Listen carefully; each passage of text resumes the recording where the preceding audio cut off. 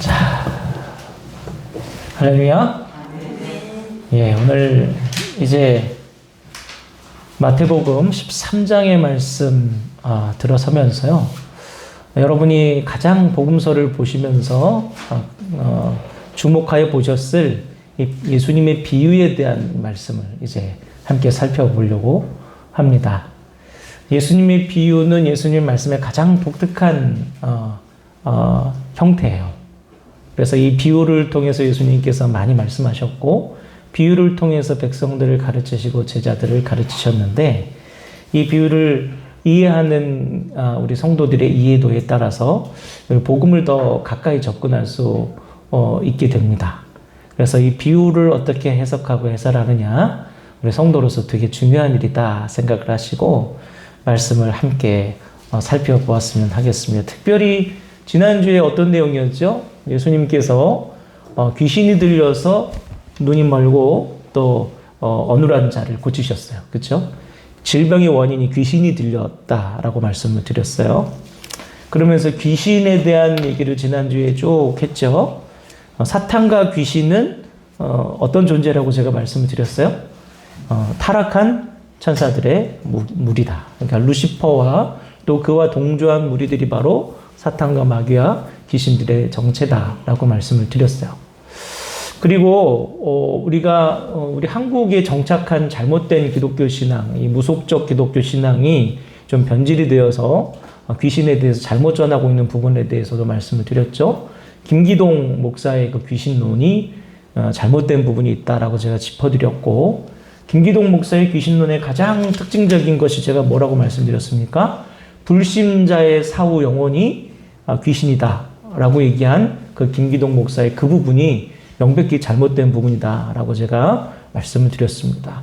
죽은 자는 음부로 가고 예수 안에 산 자는 주님 품으로 간다. 이게 일단 저희들의 기독교 신앙이 가지고 있는 정통적인 교리예요. 그렇기 때문에 불신자의 사후 영혼이 귀신이 된다? 이렇게 얘기하는 것은 우리 기독교 신앙 내에서는 맞지 않습니다. 제사를 드리지 않는 이유도 바로 그런 이유죠. 귀신이 우리 조상 영혼이 오셔서 우리가 제사를 드리고 있는 곳에 함께 하시지 못하기 때문에 제사를 드리는 것이 무용하다는 말씀이에요. 그런 말씀을 드립니다. 자, 그런데 지난주에 귀신을 쫓아내는 예수님의 말씀을 우리가 보면서 질병이 드는 원인 중에 하나가 바로 귀신의 역사다라는 말씀을 드렸고, 예수님께서 성령을 힘입어서 이 귀신을 쫓아내셨는데 이것이 의미하는 바가 뭐냐 우리가 살펴봤죠. 첫 번째는 예수님께서 성령을 힘입어 귀신을 쫓아냈다면 예수님은 곧 누구다? 메시아다.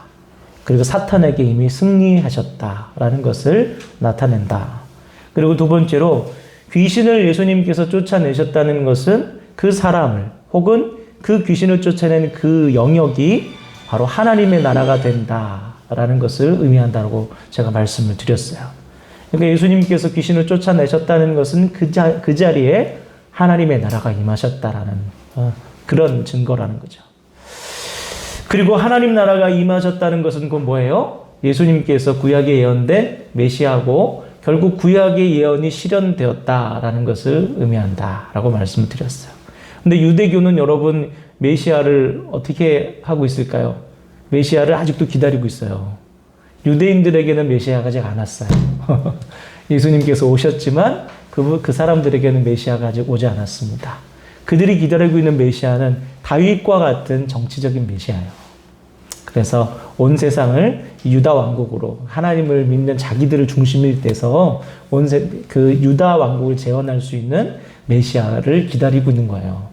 그러니까 우리하고 그 사람들하고 이미 2000년 전부터 나뭇가지가 갈라지듯이 갈라져 버렸습니다. 성령 회방죄가 언급이 됐어요. 바리새인들이 예수님께서 귀신을 쫓아내시는 것을 보고 인정할 수가 없었어요. 그를 메시아로. 그렇기 때문에 갖다 붙인 게 뭐냐면 바로 바알세부를 힘을 빌어서 귀신을 쫓아냈다라고 비난을 합니다. 그때 예수님께서 이게 바로 성령 회방죄라 그렇게 말씀을 하신 거예요.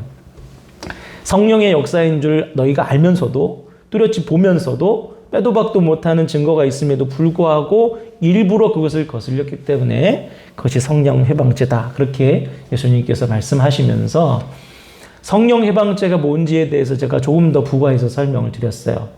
성령 해방죄는 우리가 짓는 모든 이런 일반적인 죄, 혹은 예수님을 좀 비방하거나 예수 믿지 않을 때 좀 하나님을 비방했던 그런 것들이 성령 해방죄가 아니라 예수 그리스도를 영접한 사람이, 그리고 성령의 임재와 은사를 체험한 그 사람이 배교와 배신을 했을 때 그때 일어나는 죄가 바로 성령 해방죄예요. 그래서 다시는 회개하는 제사가 없다라고 히브리서에 되어 있는 걸 우리가 함께 확인했죠. 여기까지가 지난주 우리가 말씀을 통해서 배운 내용입니다. 자, 이제 오늘 이제 예수님의 그 비유에 대해서 말씀을 드리는데, 이 비유의 주제는 바로 하나님 나라예요. 그리고 연속돼서 7가지 비유가 나오는데, 이 비유 7가지 모두가 다 하나님 나라와 관련된 비유입니다. 그래서 우리가 하나님 나라를 제대로 이해하기 위해서 예수님께서 제시하신 이 비유에 대해서 제대로 이해하는 것이 굉장히 중요하고, 첫 번째 비유가 여러분 아주 잘 아시는 씨 뿌리는 자의 비유라는 거예요.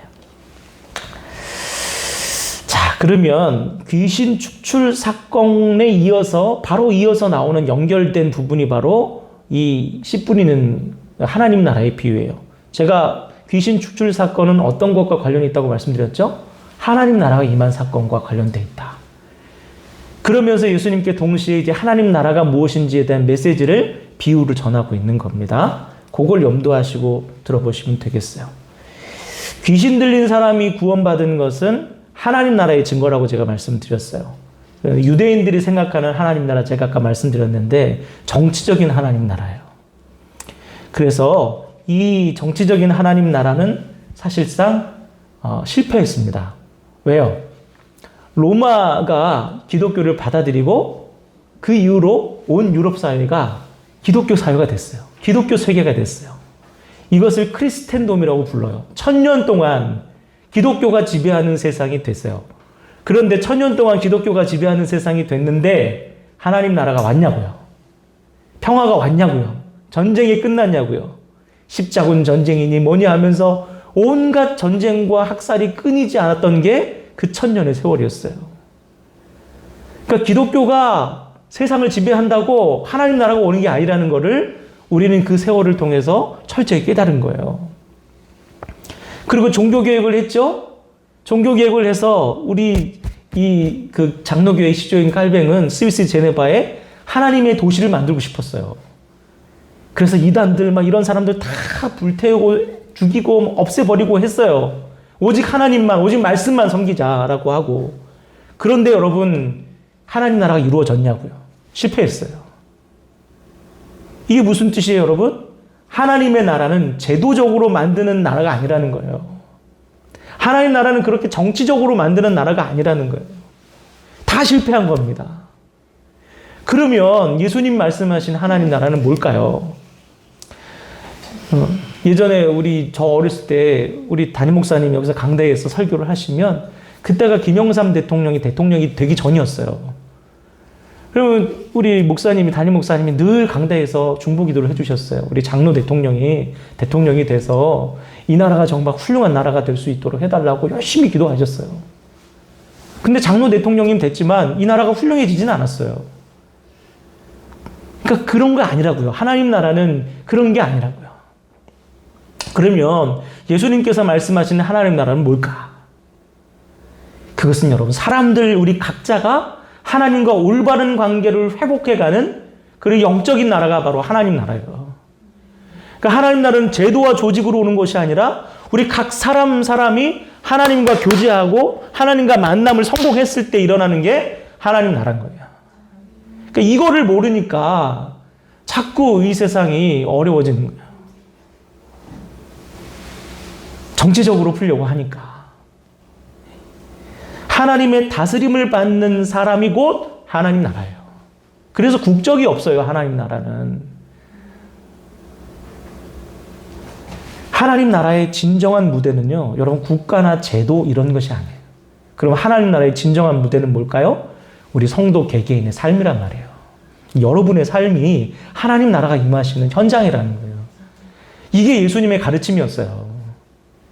하나님의 나라는 여기 있는 것도 아니고 저기 있는 것도 아니고 어디에 있다고요? 너희 안에 있느니라. 그렇게 말씀하셨어요. 그러니까 우리가 이걸 놓치면 항상 이 착오를 일으켜요. 전쟁이 지금 왜 일어납니까, 여러분? 이스라엘과 이 팔레스타인 전쟁은 오래됐어요. 종교 전쟁이에요, 종교 전쟁. 하나님의 나라가 어떻게 임하시는지를 모르는 무지한 자들의 전쟁이에요. 여러분, 사탄은 뭐라고 우리한테 끊임없이 얘기하고 있냐면요. 이 세상에 하나님 없이도 정치적인 평화와 안전을 보장해주는 그런 지상의 나라가 있다라고 끊임없이 얘기해요, 우리한테. 100년 전에는 공산주의가, 사회주의가 그렇게 할 수 있다고 얘기했고요. 다 실패했잖아요. 지금은 자유주의가 그렇게 했다고 또 실패하고 있잖아요. 인간이 만든 제도로 하나님 나라를 만들어갈 수 없어요. 이것은 사탄의 속삭임입니다, 여러분. 하나님 나라는 뭘로 이루어요? 그러면서 끊임없이 인간이 만들 수 있어 하면서 어떻게 해요? 그를 얻기 위해서, 평화를 얻기 위해서 뭘 해요? 전쟁을 하잖아요. 그죠? 정말 아이러니해요. 평화를 얻기 위해서 투쟁을 하잖아요. 그리고 폭력을 행사하지 말라고 더 그 폭력을 행사하잖아요. 그죠? 이게 인간의 나라예요. 이게 사탄의 나라예요. 예수님께서 계셨던, 이 땅에 내려오셨던 그때는요, 전란이 있었던 세상이에요. 그 가운데서 예수님 뭐라고 해요? 하나님의 나라는 그렇게 오는 게 아니라. 그 한복판에서 말씀하신 거예요. 오늘 그 예수님의 하나님 나라를 염두하면서 계속해서 말씀을 들어볼게요. 하나님 나라의 7가지 비유가 이제 시작이 되는데, 그 7가지 비유를 예수님께서 한꺼번에 말씀하셨어요. 이렇게 하나 하고 며칠 있다 또 하고, 하나 하고 며칠 있다 또 한 게 아니라, 한꺼번에 7가지를 다 말씀하셨어요. 자, 한번 볼까요? 우리 1절, 2절 말씀을 한번 볼까요? 1절에서 2절. 시작. 그날 예수께서 집에서 나가사 바닷가에 앉으심에 큰 무리가 그에게로 모여들거늘 예수께서 배에 올라가 앉으시고 온 무리는 해변에 서 있더니. 아멘. 예수님께서 이 말씀, 특별히 비유의 말씀을 전하실 때 사람들이 많이 몰려들었던 것 같아요. 예수님 공생의 초기라. 그래서 많은 사람들에게 말씀을 전하기 위해서 게네사렛 호수에 배를 띄우고 육지 쪽을 바라보면서 말씀을 전하셨습니다. 지난번에 제가 그 찬상수훈 할 때 한번 말씀드렸죠. 해풍을 맞으면서 이렇게 전했다. 7가지 하나님의 나라의 비유에 대해서 예수님께서 연속적으로 말씀하시는데, 우리가 여기서 다시 한번 제가 말씀을 드리면, 유대인이 생각했던 하나님 나라가 무엇이었나? 그것은 바로 제도와 조직이었어요. 5가지의 제사, 하나님을 섬기는 제사와 7가지의 절기. 이것이 바로 하나님을 섬기는 유대인의 일상이었고, 하나님 나라에는 이게 꼭 필요했다. 그리고 성전 제사와 함께 더불어서 율법이 필요했어요. 이게 하나님 나라를 이루는 구성 요소예요. 그러니까 조직과 제도가 있는 것이 유대인이 생각하는 하나님 나라였다는 거예요. 그런데 예수님께서 이 비유를 통해서 말씀하신 하나님 나라는 좀 달라요. 예수님께서 말씀하신 이 하나님 나라는 뭐예요? 하나님의 말씀을 깨닫고 그것을, 그 말씀의 다스림을 받는 것이 하나님 나라예요. 계속해서 반복해서 이 말씀을 7가지를 통해서 하시는 거예요. 그러니까 우리가 이것을 기억하고 계속해서 말씀을 살펴보도록 하겠습니다. 그리고 여러분, 근데 예수님께서 하나님 나라에 대해서 비유로 말씀하셨는데 왜 비유로만 하나님 말씀에 대해서 말씀하셨을까? 심지어는 제자들에게만 그 비유의 뜻을 가르쳐주고 백성들한테는 비유만 말해주고 뜻을 안 가르쳐줘요. 왜 그랬을까요? 우리 10절에서 12절 말씀을 함께 살펴볼게요. 10절에서 12절 시작. 제자들이 예수께 나와 이르되 어찌하여 그들에게 비유로 말씀하시나이까? 대답하여 이르시되 천국의 비밀을 아는 것이 너희에게는 허락되었으나 그들에게는 아니 되었나니 무릇 있는 자는 받아 넉넉하게 되되 없는 자는 그 있는 것도 빼앗기리라. 아멘. 그럼 예수님께서 하나님 나라의 이 중요한 복음을 전하시면서 비유로만 말씀하세요. 해설을 안 하세요. 이렇게 목사님이 나와가지고 이렇게 말씀을 해설을 해줘야 되는데 해설을 안 해주고 비유만 하시고 딱 끝! 하고 나오시는, 왜 그랬을까? 말씀 보세요. 거기 뭐라고 돼 있나요? 우리 11절 보세요. 너희에게는 허락되었으나 그들에게는 허락됐어요? 안 됐다는 거예요. 이 하나님 나라의 비밀이 제자들 너희들한테는 허락됐는데 저 많은 사람, 지금 듣고 있는 그 사람들한테는 허락이 안 됐다. 이게 무슨 의미일까요, 여러분? 그럼 왜 말씀을 듣는 사람들한테 비유로 말씀하셔요? 이 말은 무슨 뜻이냐면 여러분, 여기서 나오는 너희는 누구를 말해요? 제자를 말하고, 저희는, 그들은 누구를 말해요? 청중을 말해요. 청중. 듣는 자. 카일 아이들먼 목사님이라는 분이 쓰신 책 중에 팬인가 제자인가 라는 그런 책이 있어요. 팬 아시죠, 여러분? 뭐 옛날에 조용필 이렇게 막 나오면 오빠 막 그러잖아요. 기도하는 그러면 야 하잖아요. 이 사람들이 팬이에요. 팬. 팬인가 제자인가라는 책을 썼어요. 이분이 뭐라고 말씀하시냐면 오늘날 성도들은 이 콘서트장이나 운동 경기장의 팬과 같다는 거예요. 진정한 성도는 팬이 아니라 선수여야 된다는 거예요. 오늘 벌써 예수님 보고 환호는 해요. 와, 막 해요. 그런데 예수님 나 따라갈래? 라고 하면 그건 곤란합니다. 이건 그냥 팬인 거예요. 그래서 예수님께서 뭐라고 하는 거예요? 제자한테는 이 비밀이 허용되지만 단지 팬한테는 이런 비밀이 허용되지 않는다. 그렇게 말씀하시는 거예요. 많은 이 비유의 해석은요, 생각해 보세요, 여러분. 그 코치나 감독이 팬한테 우리 팀의 전략이나 전술을 가르쳐 줍니까? 누구한테 가르쳐 줘요? 선수한테 가르쳐 주죠. 진짜 중요한 건 선수한테 가르쳐 준다. 그러니까 제자에게만 하나님 나라의 비밀이 허용된다는 거예요. 그러니까 무슨 말씀이에요, 이것은? 이 비밀을 들으려면, 비유의 해설을 들으려면 뭐가 돼야 된다?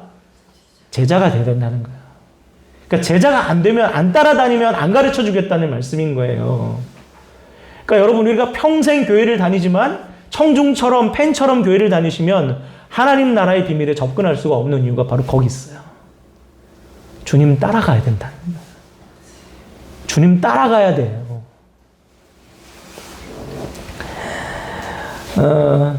그래서 비유의 해석은 청중이 아니라 제자에게만 허용된다. 이 메시지가 바로 비유로만 말씀하신 예수님의 그 의미라는 거예요.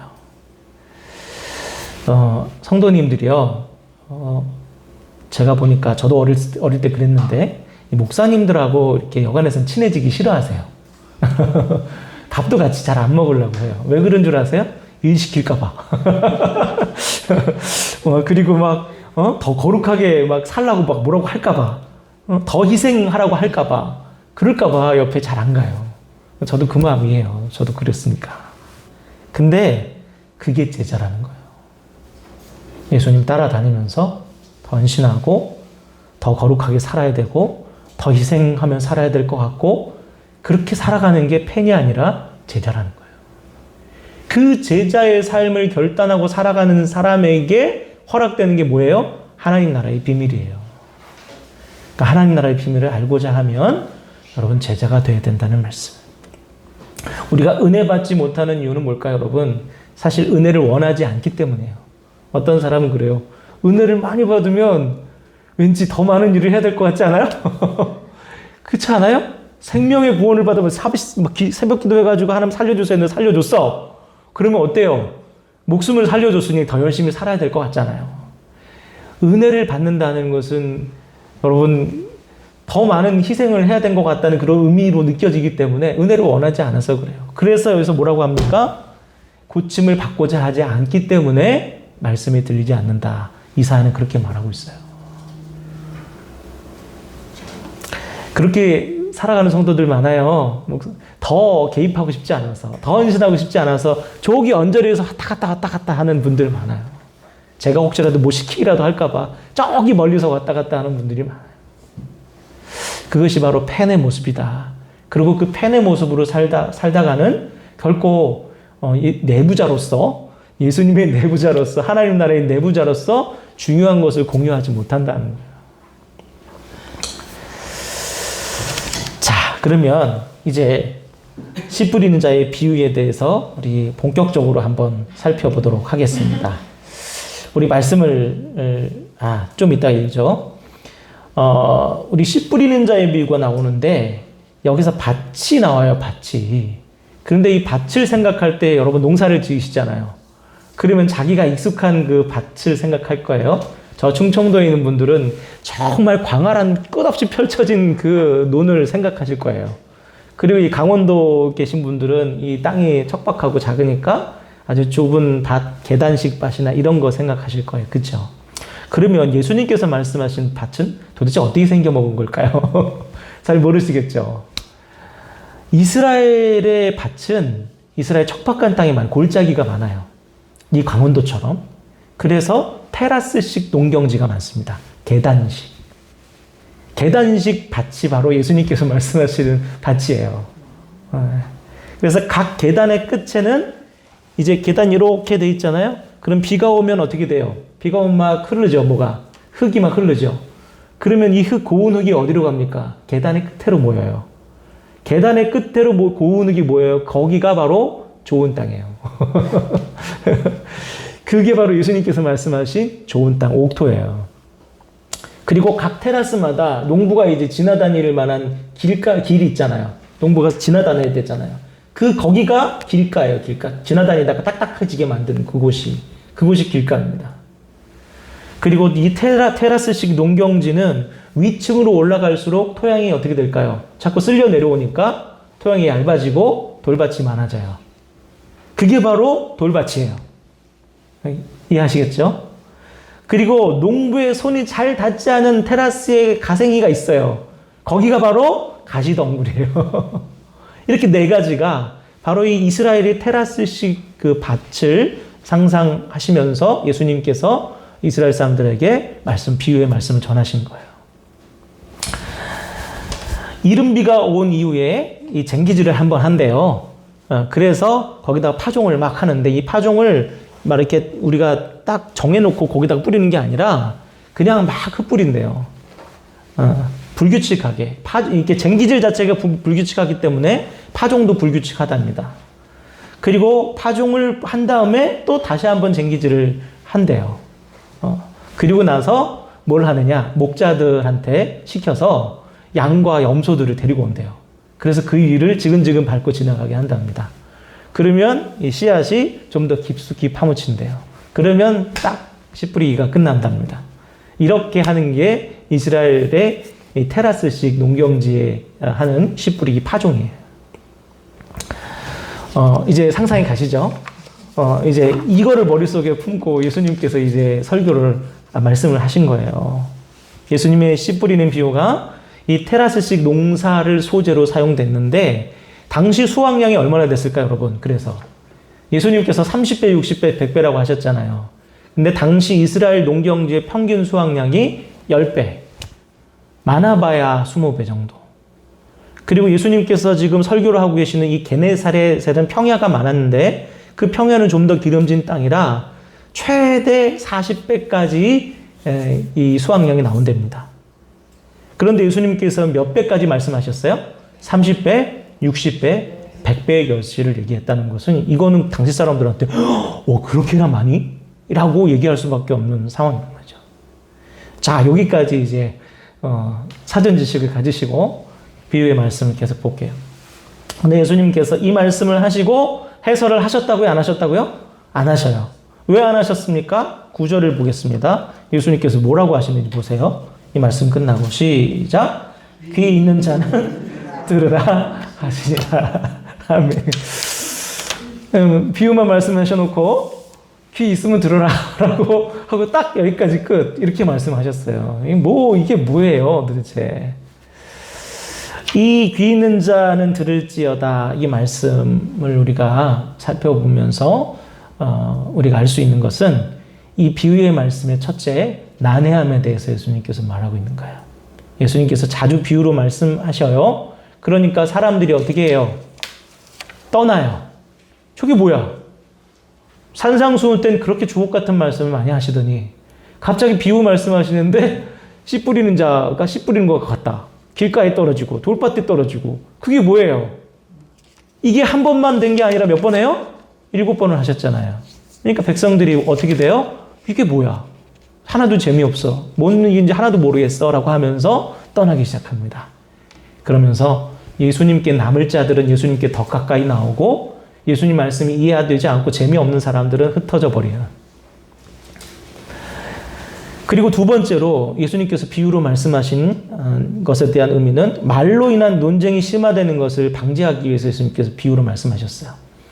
예수님께서 3년의 공생애를 했는데 막판에는 예수님께서 바리새인들하고 서기관들하고 제사장들하고 맞짱을 막 떠요.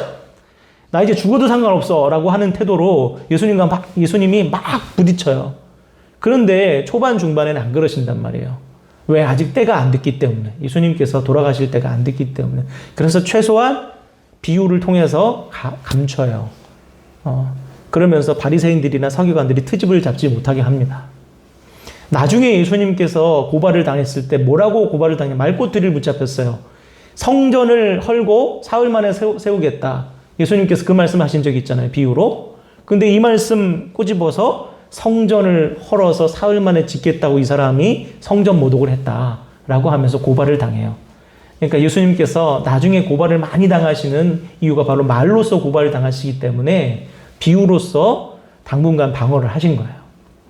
또 세 번째는 예수님의 말씀은 귀담아 들은 자만이 이해할 수 있다라는 뜻이에요.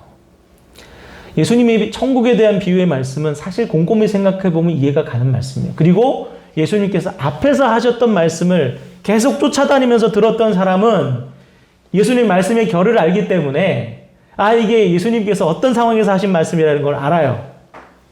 여러분 저하고 1년 반이 이제 넘었잖아요. 제가 설교 강단에서 자주 하는 말씀을 이제 여러분 알 거예요. 우리 목사님 맨날 그 얘기만 해. 라고 하는 말이 나온단 말이에요, 이제. 마찬가지입니다. 예수님도 맨날 그 얘기만 하는 말씀이 있어요. 그래서 그 맨날 하는 그 얘기를 알고 있는 사람은 예수님의 이 비유의 말씀도 이해합니다. 그런데 설교 시간에 맨날 졸고 딴짓하고 왔다 갔다 하고 띄엄띄엄 하는 사람은 아무리 3년, 4년을 다녀도 제 말을 이해 못해요. 예수님의 비유의 말씀 바로 그렇다는 거예요. 들을 게 있는 자가 들을 수 있는 게 비유의 말씀입니다. 그러니까 예수님께 더 친밀하게 다가오는 자만 이해할 수 있는 거예요. 여러분, 교회 오래 다녀도 말씀에 은혜 받지 못하는 이유가 말씀을 제대로 이해하지 못하기 때문인데 그것은 아무리 말씀을 들어도 제대로 집중하지 않기 때문에 말씀이 쌓이질 않아요. 그러니까 배경 지식이 없으니까 말씀을 듣는 내내 새로워요. 그래서 은혜 받지 못하는 거예요. 그래서 12절 말씀 보면 예수님께서 뭐라고 해요? 있는 사람은 넉넉하게 되고 없는 자는 있는 것마저 빼앗겨 버린다. 이게 바로 예수님의 말씀을 대하는 태도의 여부에 따른 이 하나님의 말씀을 통해 은혜를 받는 사람들과 은혜가 없는 사람들을 예수님께서 말씀하신 겁니다. 자, 그러면 네 가지 밭에서 오늘은 시간이 좀 많이 돼서 첫 번째 길가에 뿌리운 씨에 대한 말씀만 우리가 오늘 한번 살펴볼게요. 19절에서 23절 말씀을 다 같이 읽어보겠습니다. 19절에서 23절 시작. 아무나 천국 말씀을 듣고 깨닫지 못할 때는 악한 자가 와서 그 마음에 뿌려진 것을 빼앗나니 이는 곧 길가에 뿌려진 자요 돌밭에 뿌려졌다는 것은 말씀을 듣고 즉시 기쁨으로 받되 그 속에 뿌리가 없어 잠시 견디다가 말씀으로 말미암아 환난이나 박해가 일어날 때에는 곧 넘어지는 자요 가시떨기에 뿌려졌다는 것은 말씀을 들으나 세상의 염려와 재물의 유혹에 말씀이 막혀 결실하지 못하는 자요 좋은 땅에 뿌려졌다는 것은 말씀을 듣고 깨닫는 자니 결실하여 어떤 것은 100배 어떤 것은 60배 어떤 것은 30배가 되느니라 하시더라. 아멘. 자, 19절 보면 길가에 뿌리운 씨라고 되어 있습니다. 여러분, 우리는 왜 말씀을 듣고도 잘 깨닫지 못할까요? 아까 말씀드렸듯이 뭐 이렇게 졸거나 뭐 그래서 뭐 그런 수도 있고 교회에 자주 못 나와서 그럴 수도 있지만 가장 중요한 것은 원수들이 빼앗아가기 때문이에요. 이게 제일 중요한 원인이에요. 영적 싸움은 말씀을 두고 일어나는 싸움이에요, 사실은. 우리가 그걸 이해해야 돼요. 우리가 질병이나 뭐 재산이 뭐 어쩌고 건강이 뭐 어쩌고 여기서 영적 싸움이 일어나는 것이 아니라 꼭 말씀을 두고 가운데 두고 다퉈지는 게 바로 영적 싸움이에요. 그러니까 중요한 건 말씀을 들을 때 그 말씀을 잃어버리게 만드는 가장 중요한 원인이 무엇이다? 원수들이 빼앗아간다. 자, 사탄은 하나님 나라의 말씀을 은폐하는 자예요. 숨겨요. 자꾸 숨겨요. 왜 숨길까요, 여러분? 그 말씀을 통해 사람이 치유되고 회복되고 하나님 나라 백성이 되는 것을 막기 위해서요. 그래서 말씀을 은폐해요. 말씀을 들을 기회가 내 삶에 자꾸 줄어든다? 라고 하는 것을 여러분 생각해 보면 사탄의 전략이라는 거예요. 그러니까 여러분이 자꾸 요즘에 유난히 내가 말씀을 들을 기회가 줄어들어 라고 하는 것은 바빠서가 아니에요. 바빠서가 아니라 사탄의 전략이에요. 그걸 아셔야 돼요. 예수님은 사탄이 거짓말로 다스리는 그 사탄의 통치를 깨뜨리기 위해서 오셨어요. 제가 아까 말씀드렸죠. 하나님 없이도 평화로운 세상, 잘 사는 세상, 그런 세상 만들 수 있다는 것은 누가 줬다고요? 사탄이 준 마음이에요. 바로 그 사탄이 거짓말로 다스려지는 통치되는 세상이라고요. 우리가 전쟁하면 평화로운 세상이 올 수 있어. 우리가 남의 것을 빼앗으면 안정될 수 있어. 우리가 남보다 더 돈을 많이 벌면 행복할 수 있어. 계속해서 사탄이 이렇게 거짓말을 하고 있는 그 거짓의 악순환을 끊기 위해서 오신 분이 예수님이란 말이에요. 그래서 하나님의 진리의 말씀이 육신이 되어서 그 사탄의 거짓말을 깨뜨리기 위해서 오신 것이 예수님이고 복음이다.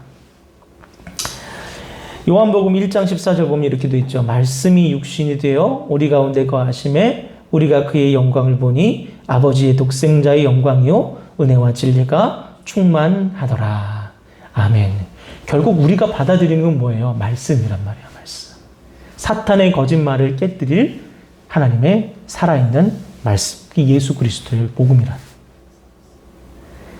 여러분, 길가의 땅은 뭘 의미하는 걸까요? 길가의 땅. 사람들이 많이 지나다니는 땅을 말해요. 그러니까 사람들이 오래전 옛날부터 지금까지 사람들이 항시 이것이 행복이야, 이것이 진리야, 이것이 맞아 라고 많이 걸어다녔던 그 길이 바로 길가의 땅이라는 거예요.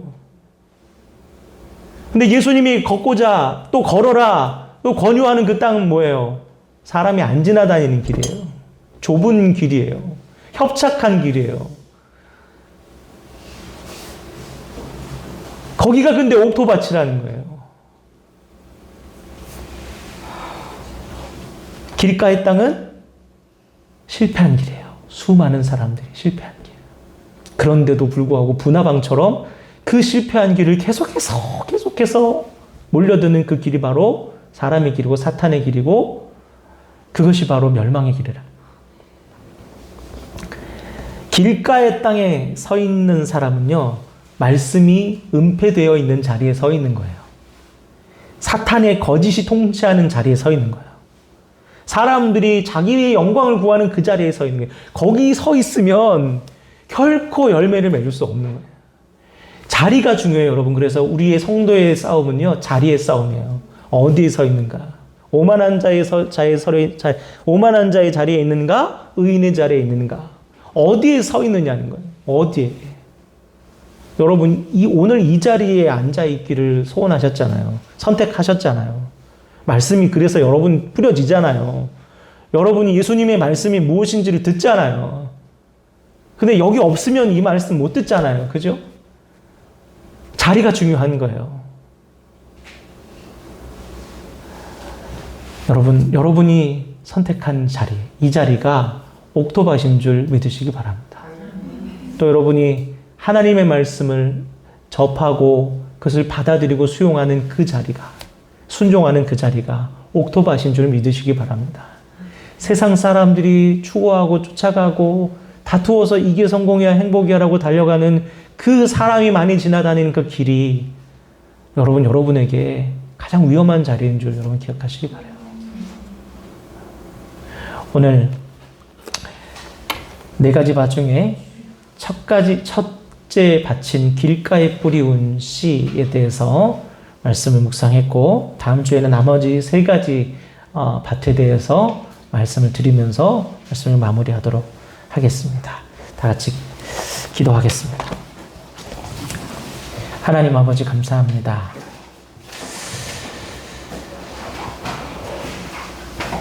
하나님의 말씀을 듣지 못하게 하는 사탄의 악한 그 전략에 우리는 늘 넘어집니다. 하나님 말씀이 들려지지 않을 때, 하나님 말씀이 손에 잡히지 않을 때, 하나님 말씀이 있는 그 자리에 서지 않을 때 우리는 늘 넘어지고 쓰러지고 속아서 실패한 인생을 경험합니다.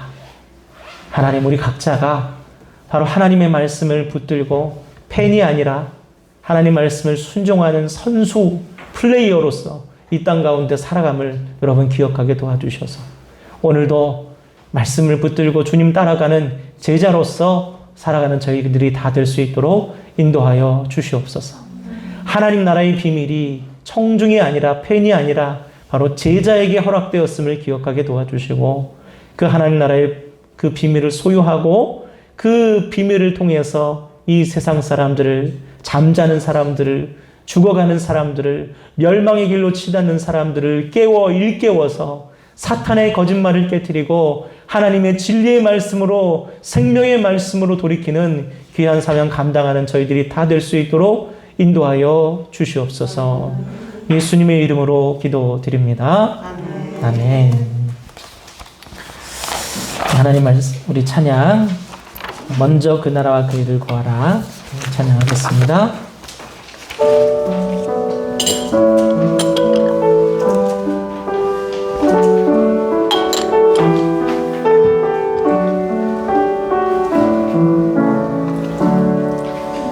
먼저 그 나라와 의를 구하라.